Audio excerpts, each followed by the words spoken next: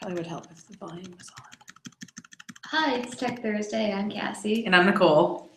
And this week's topic kind of came about in an interesting sort of way. I don't know if I want to get into the whole... Well, both Cassie and I had chance encounters with gentlemen we don't know in discussing, no, not even like that kind of encounter. I'm just saying we were talking to dudes that we don't know about marketing and advertising. So, you know, what is marketing and what is advertising and where does that line come in? And yeah, because it's definitely an interesting question. So the dude I was talking to works for the Weather Channel, which I thought was interesting because he said that he did similar work to like what we do. And then I was like, well, how do you work for the Weather Channel and do that? And what he does is he installs, I guess what they call them is beacons, and they put them, what they're working on right now is in movie theaters. So basically by installing an app on your phone, that free app from the Weather Channel is collecting data about you. So let's say that you saw a trailer. iPhones just come with that app. With the Weather Channel? I don't know if it's the Weather Channel, but there is a weather. There is a weather one, but I think the Weather Channel one is like a little bit more branded and stuff. But anyway, so they install these beacons in movie theaters. So like, let's say that I watched a trailer for Trainwreck on my phone, and then 2 weeks later I was in a movie theater. It would register that I had seen the ad and then taken the action. So, and we were talking about like whether that's like useful or whether that's creepy. I have strong opinions about this. Absolutely. So I could do a whole Thursday ranting. Right. You know, and then, okay, so, you know, they're collecting this data. So is that market research or is it advertising because they're paying to collect, you know, they're getting the data for free. They're not paying for it, but they're doing stuff with it related to business. So it's like, anyway, there's these blurry lines now, and a lot of them have to do with what is marketing and what is advertising. Right. The person I was talking to asked me what I do, and I said internet marketing, internet and social media marketing. And it turns out he's kind of in a marketing design film. Okay. Company? Like they make films? He's doing it on his own. Oh, got it. But he said something. He's like, but I do some marketing on the side, and I've recently been doing a lot with Facebook ads. And I was like, my instant reaction was like, so you don't actually market. I didn't say that, but right. I just like had this gut strong reaction of like, that's not marketing. Like that's not at all. Right. So yeah. And so what I thought would be fun today, because I feel like I'm in like slight teacher mode. I'm kind of jealous that, you know, so some kids are getting writing prompts like this week of how they spend their summer vacation. So I have these little prompts for us to ask questions about, is this marketing or is this advertising? And the first one, inspired by Cassie's thing, was you take out Facebook ads for your business. Is that marketing or is that advertising? Let's vote. I say it is advertising. I also say it's advertising. So why do we say it's advertising? Money. I think ads are money. Like, right. If you're paying for someone to look at something, to me, that's an advertisement. Whether it's in, no matter what form it's in. Yeah. And I think, marketing and PR, you don't necessarily pay for. Right. You may pay somebody to do that, but you're not paying like $1.75 for a set of eyeballs to look at something. Right. That is. And to me, while Facebook is a platform that you can talk about things, and it definitely is and the other thing, I guess, too, that this implies is that this is a one-time thing. So you take out a Facebook ad for your business and someone might just see that ad one time. You're not like building the relationship. There isn't this like over time. It's kind of like a, what is it? Instant gratification type thing that you're paying to get in front of these people. So, all right, we're putting it on the advertising. I just thought of a little Venn diagram of marketing, PR, advertising. Yeah. So it's like a triple one. So PR, you sometimes like if something goes wrong, you have to pay to put an article in, or like you pay your marketing company or your PR company to like write something up, and then that company sometimes has to pay like a newspaper or place to publish that. Right. Well, but there's no clear, like, you're not trying to get someone to buy something. Right. And I will say, like, paying in a publication, it's like, when you read like 17 magazine, and there would be like the thing that looked like the article in the middle of the magazine, but then it would be like promotional content. Like, if someone is publishing something like an article that they have been paid to run, they have to have some like little fine print there saying that it's like basically that person paid to be there. Like BuzzFeed, like when they do the Game of Thrones stuff, they have, sponsored by, so that it's clear, like, okay, these are some 20-something writers that we pay, and then they generate stuff. And shall I go check that out? Sure. All right. I will talk more about marketing and advertising. So with marketing and advertising, a lot of times you're actually trying to get someone to do something very specific. So you could be getting them, trying to get them to buy something, trying to get them to subscribe to something, just to get to a very specific page on your site. The difference is advertising, you're actively paying to put that in front of them, whereas marketing, you just kind of serve it up in front of them. So, PR, not necessarily trying to sell or get people to a specific place. Marketing and advertising, yes, but marketing, you don't pay for it. Right. Very boiled down. Obviously, there's a lot of intricacies that I'm not going to touch on. Right. Well, and we'll touch on them possibly in our prompts. So our second prompt is, you put on an event, and you put that event on your blog, you put it on community calendars, you send it a press release, and you make a Facebook event and invite all your friends. Is that marketing or is that advertising? That's a tricky one. I would say marketing if you're doing all the things. Yeah. Right. If you're just paying for it, it would. Right. And I think the idea with this prompt too is it's like a full picture look. I guess if you're just doing advertising, you might be paying for Facebook ads. You might be paying in one or two outlets. Versus if you're going kind of full court press on something, like if you're spreading the message across multiple platforms, I would say that that's more marketing versus. Agreed. Yeah, and none of these things, putting an event on your blog, sending in a press release, putting it on a free community calendar, and making a Facebook event and telling your friends, none of those cost money. Celebrity endorsement.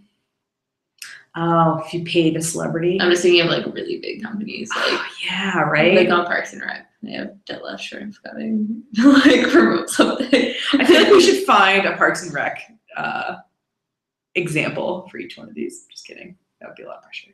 But no, I think that's true, right? But that could be a good no, but like, so like, yeah, right? If you're paying someone to say something that is positive, I feel like that is advertising. Yes. Because there's an exchange of money for the message. If you're just free, then it's just PR. Right. Like if I'm doing, the Whole30 or something, and I send in a picture of myself like looking miraculously better 30 days later, and I say, thanks Whole30 for your help, they haven't paid me to do that. They may use my likeness in advertising.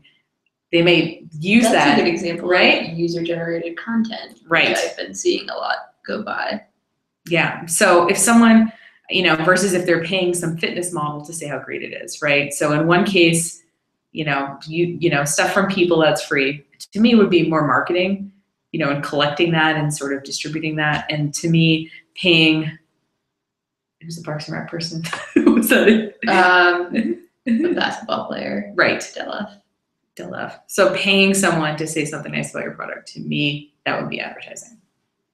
So a lot of it is the exchange of money. But like I said, in some of these situations, for example, someone may pay someone to do their marketing for them. Yes.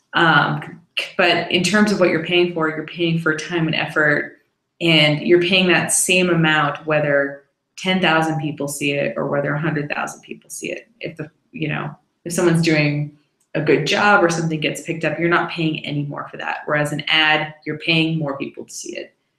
Whereas in marketing, more people just may see it, and you're just, paying some set amount, the person to write the blog post, etc. Advertising can be kind of like running like an 800-meter dash, or I don't know. I don't think they call it a dash. Okay. It sounds 400-meter dash. Well, you don't really dash the 800. Fair enough. I wouldn't even dash the 400 myself. It's a tricky one. I used to I hated that race so much. But anyway, yeah. So advertising is like a spurt, done pretty quickly, but you probably get more eyes. Whereas marketing, you're building up to something bigger. Maybe a marathon, maybe a half marathon, something longer. You're in it for the long haul. Right. And you might see these, as you're running the marathon, you may see someone cheering for you at the 5-mile mark and also at the 10-mile mark. Because there is that longevity of connecting with them different places. Yeah. Not just the line that you're paying that one time.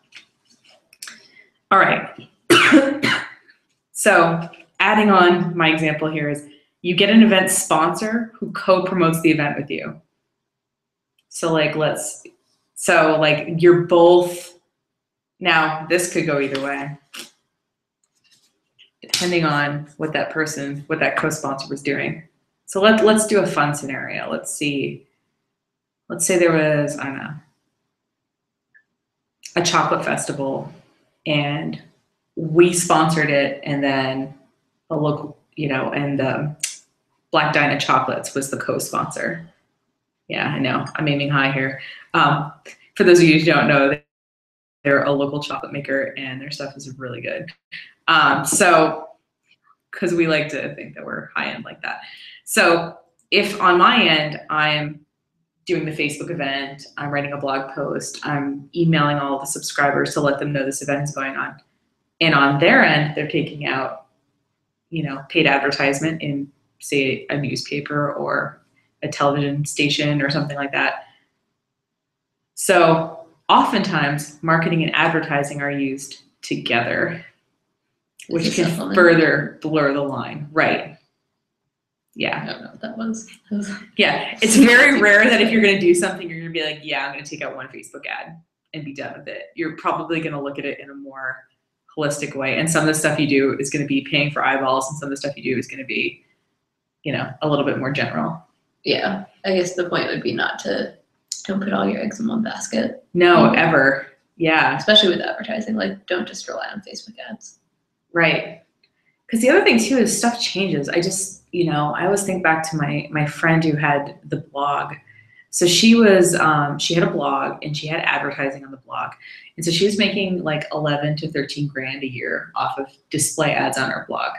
Somehow Google blacklisted her for 6 months. They thought she was selling links. She wasn't selling links. It was just a confusion thing. And by the time it all got sorted out, 6 months had went by, but 80% of her traffic was coming from Google.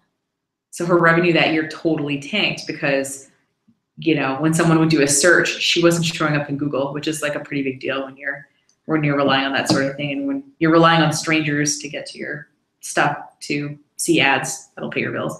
So all that to say, if you rely too heavily on one of anything, if that suddenly gets shut off, you're the creek, yo. It's not good. So if you have a co-sponsor and you're both doing things, some of them may be marketing and some of them may be advertising, depending on what the thing is. You buy a small video ad that plays before local news clips. Advertising. Totally. Yeah. To me, because what people always think of with advertising, because the easy example is I got it from the word ad. Nice. Oh, right. Small, I should have said video clip. That would have been better. All right. Context clue in there. But I guess people always think of ads as big, banners or something like that. Or just a straight up commercial. Right. Exactly. And there are definitely ways that do you ever watch one of these 15-second little spots and think, I think I know what that was for? Or it'll play this little video and then the logo will just be in the bottom for 2 seconds. And you're like, oh yeah. Well, mainly with YouTube. Because right. How they kind of force you to watch the ads sometimes before video. Mm-hmm. Right. And they're often 15 seconds. Right. And sometimes content-wise, you just don't know, okay, that wasn't a, golly, come down to Harry's Used Fords, we got, sometimes it's a little bit a little story or a little, you know, like the people on Airbnb talking about like what it's like to welcome people into their home and seeing those videos as well. Yeah, and you're just like, that was cool and all, but why? Right. It's like a little story or whatever, but it doesn't have to look like a commercial to be a commercial, I guess. And advertisements are not just like image ads that are displaying on websites and things like that. There are also other kinds of things. They could be sound clips. They could be little video clips. I mean, they could even be blog posts themselves. But like I said, you know, most people do disclose when something has been paid for. If it's a sponsored post or if it's, you know, otherwise, you know, funded by someone other than the company that's writing it up.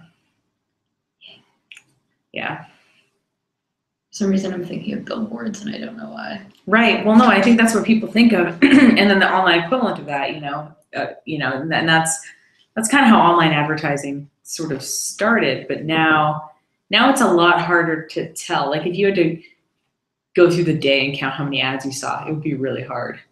Like you'd have to really concentrate because some of them are really like, they really get in there. All right, another scenario. You send out an email newsletter and it has a coupon in it that someone can use on your online store. I'd file that under marketing. I would too, because you're giving people the opportunity to save some money. And yeah, it does cost you money, I guess, to give that out. But ideally, you've calculated it so that it's not, you know, you're not paying for someone to see it. You're just, if someone takes an action, you're giving them an incentive. And again, I would say, right? Tough. Well, I would say with email newsletter, like sending it via email newsletter, I don't know. For some, that just speaks marketing to me. Right. Depending on how you're distributing the coupon, I think is part of what could make the line blurrier. Right. So if I went on like The Gap and there was a big thing on the top that said 40% off, type in this code. Well, it's their website. Right. If I saw it on a different website that wasn't Gap advertising on their own website, marketing. Right, to your own email list, you're talking to people you've been building a relationship with. Again, like it's tough because part of it is you're kind of giving some money, well, I guess if someone buys something. But then part of it is that you're talking to people you already have a relationship with, someone who's already coming to your website, someone who's, now if you paid for a Google ad to get someone to come to your website to see that 40% off coupon on Gap. Right. So like I said, different people have different lines. Cassie and I sort of agree on what those lines are, and that helps us sort of, I guess, be in the same company doing things together. But, and some people definitely think differently though. And that's why we're having the discussion. Different strokes for different folks. Absolutely. But also, it took me the longest time to realize that the TV show Different Strokes was like this might be connected. I also never watched the show. It just was. I don't think I've ever seen the show either. I feel like at one point I knew the theme song and I don't know why. Also, I went back to, I had Man on the Moon stuck in my head. Oh, because I was in, when I was waiting for my car yesterday, they had like, the radio playing and that came on and I was just sitting there. I was thinking about, for some reason, so I have this relationship with Tinder where I play it like a game, like it's Frogger. Like I'm not convinced, I cannot like mentally wrap my head around like these are real people. Because like I don't feel like I'm a real person. Like I'm just like, next level, like, I saved the princess, whatever. Like that's my. So anyway, Man on the Moon came on, and as I was thinking, I was like, let's play Tinder, let's play this. I thought I would share that with the group. Oh my God, yeah, that's a good REM. That's my favorite REM album, and the song the night swimming one this time of year is like it's my jam. It's good. It's about going swimming at night. Yeah. Nice. Let's play Tinder. Let's play Risk. I don't think I've ever played Risk. I haven't either, but I have played Tinder. I've never played Tinder either. It's fun. I'm just like, I'm playing Tinder. But then when people like, you know, come at me with stuff, I'm like, no, I'm done. I'm You're just like, wait, I'm a real person. Look at that. I'm glad you're out there doing the Tinder. I'm not really. I'm just playing it. Like people want to like hang out, and I'm just like, no. I'll just say I'm just a little jealous that Tinder came out after I was happily coupled up because, like I said, it just seems really interesting to me. So I made one of my friends download it and make an account so I could watch her use it because I didn't want to be creepy. I just wanted to see how the app worked. I just felt like I was missing out on a cultural phenomenon. I like to be in on all cultural phenomenons. I will say around here it's kind of like meh because it's like, oh, I already know you. I've already gone into date with you. I feel like all dating websites are like that though. The only people I talk to on Tinder are people I already know and talk to. Like I'm like we already have each other's phone numbers and like why are we doing this? This is kind of funny. Well, I just remember I was using online dating, I don't know, probably, 6 or 7 years ago. And I was with my college friends and we both, my friend and I each had an account on this online dating service. She lived in Boston, I live here. And they made us both go. They're like, we're going to get you guys each 3 dates by the end of the thing. Okay, they were done her in like 20 minutes. They're like, oh, this guy's an engineer. Oh, this guy does Doctors Without Borders. Oh, look at this cute puppy. And this guy who's clearly showered in the last 24 to 48 hours. Then with me, it was like 3 hours. And they're like, well, this guy spelled his job title correctly. They started looking through and they were like, wow, Nicole, you sure you don't want to move to Boston? Yeah, that's our suggestion for you. Get out. Well, like I said, they were sitting, like I said, they did her first and that was done. So they've had a glass of wine at this point. So their reserves are a little lower and they start looking through because they're logged in as me and they're just basically just kind of initiating contact with they're like, okay, at 3 we can stop. Okay, an hour later, they're like, yeah, we technically got to 3, but like you said, one guy, did you have to, did they lower the bar to get to 3? They had to. Yeah. So anyway, yeah. It's funny because dating in Down East me. Don't do it unless you're the one conversation that I've been having is with someone that I went to high school with who I've been we've hung out and stuff throughout.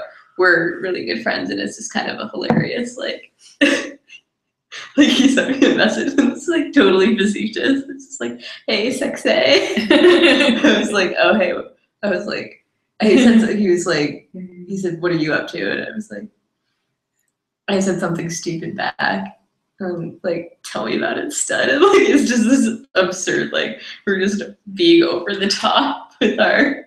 So we both appreciate how ridiculous it is. Derek's been calling me Bae for a week. Oh, you have to get him on the BB. Oh, BB? BB is the new Bae. Okay, because my brother having a cool friend. No, I only know this because it just reminded me because my brother and his girlfriend are coming up this weekend. But the last time they were here, that's what they were calling each other. But they do it super facetiously. So they're just thanks, BB. Getting weird. He's been trying to make Bae happen. I think he's being sarcastic about it, but it drives me up the wall. Yeah. All right. BB's fun. I appreciated this tangent into online dating. Oh my god, that's great. Sorry. No, it was good. I appreciated it. It was more of an REM thing because I was really proud of that. So sorry if I've been matched with you on Tinder and I'm not responding because she doesn't think you're a real person. So I want you to prove her wrong. Leave a comment. Just saying. We have one more prompt that I've come up with. You give away T-shirts at a parade. Oh no, that's hard. Right? I know. I was trying to think of hard ones. Wait, just save the best for last. I have no clue. I want to say marketing, but. Right? Okay, so to me, again, you have a set cost here. You're in the parade. Maybe you paid a little, parade fee to be in the parade. And you brought with you a certain number of T-shirts. Right?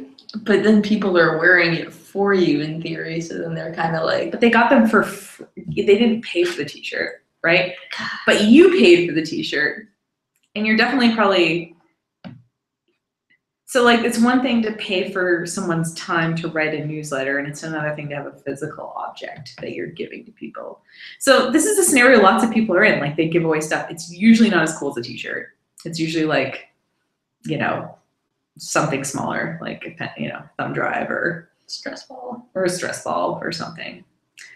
But I wanted to go with the high value product because I felt like that would be an interesting discussion. So like a t-shirt would be a higher value product. So like Google sent us some t-shirts, and we're going to be doing an event coming up here in the fall to helping people get their businesses online with Google. And so they sent us this box of t-shirts, and part of their sending it is they have to give this away at the event. So I was like, okay, well that's interesting. The event is free, but part of it is we're giving away these t-shirts. So is Google advertising with us, or are they marketing with us? Google ads are now real life. And truth be told, we might have broken into the t-shirts early. Sorry, Google. Because I wore mine into the grocery store down east. Like I was in Jonesport or something, and someone stopped me and said, "How about putting Jonesport online?" I was like, "Fair enough." Probably in terms of things that need to be online, Bar Harbor is not really a community that needs any additional PR other than what it's getting. I was like, "Oh, fair enough." But yeah, okay. So you give away a t-shirt at a parade. Is that marketing or is that advertising? To me, it's probably both. I think it's both. Like, also, like, how are you giving away the t-shirt? Are you like really aggressive? I was picturing a t-shirt cannon, I guess, in this scenario. I was picturing it being random. Yeah. Well, I'm just picturing like, you know how like people are on feet. Like I'm picturing them like, you know, I'm thinking like back in my days in Millbridge days, like when people hand you out pamphlets and they're like really aggressive and give you like this super elevator speech and they're like, we die. I'm figuring that if you're in a parade and you have just like 25 t-shirts, that you probably, it's probably a bit more random. So yeah, so it's a fine line, right? And it's important though to ask yourself as you're doing something, is this marketing, is this advertising, or is this both? Because you want to do a mix. You don't want to just do ads. You don't want to, and sometimes you do want to pay for a bit of extra eyeballs on something. Yes. You know? Yeah. It's not like a good versus evil necessarily. It's like right. You just don't want to rely overly on one or the other. Right. And I will say like, yeah, so we're a marketing company, but we work with advertising companies. You know, like, I mean, that's going to make a whole like committophobe. You don't want to commit to just one. That's why I'm on Tinder. That's why you're on Tinder and Grindr. I'm just kidding. I think Grindr is just for gay people, right? See, I'm not entirely. See, I missed the whole apps into online dating thing because darn it, meeting my husband when I met him. I could have met him a year later and been. Yeah, been knee deep in some online dating apps. But anyway, time is everything. Just ask Romeo and Juliet. This is like my nerdy English major joke. That's good. I've been using it for years. It's good, and because it's true, right? So all these scenarios are, you know, some of them are clear cut and some of them aren't. That's why I thought it would make interesting discussion with my writing prompts. Yeah, thanks for humoring me, awesome. Cassie. Next time we should get paddles.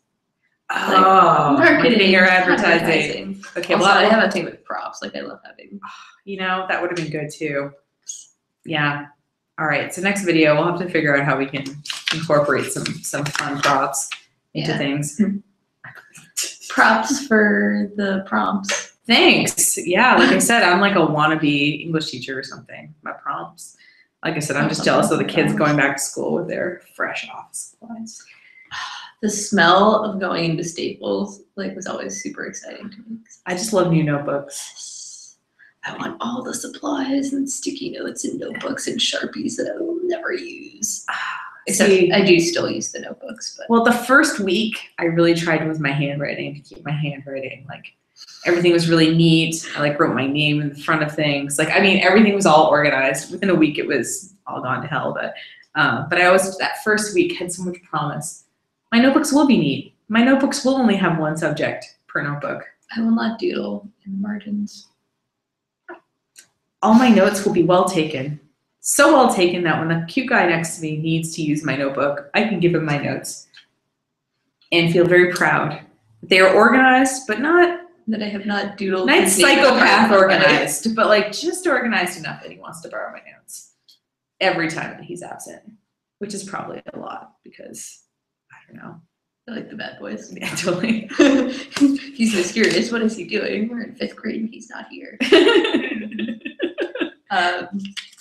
We had one boy in our 5th grade class who was out sick all the time. And it's actually kind of like a sad story, but apparently one. No bummers, Cassie. No, like this, it's a funny story, but okay. Like his life was.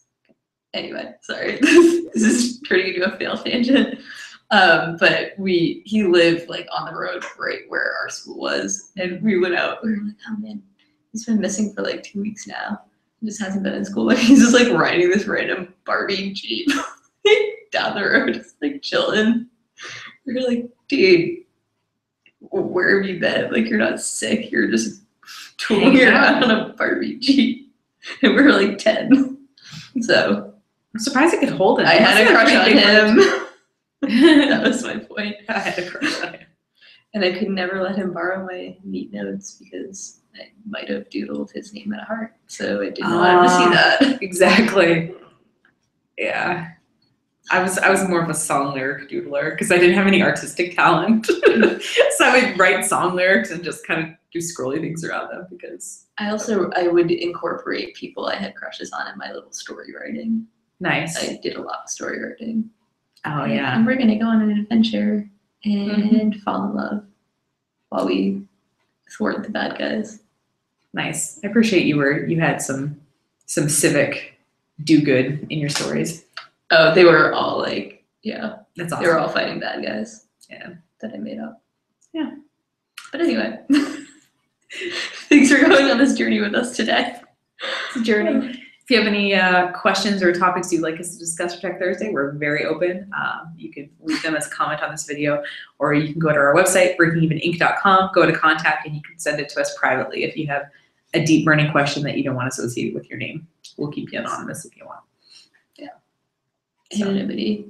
Yeah. Is possible. Yeah. And have a great week, and we'll see you next week.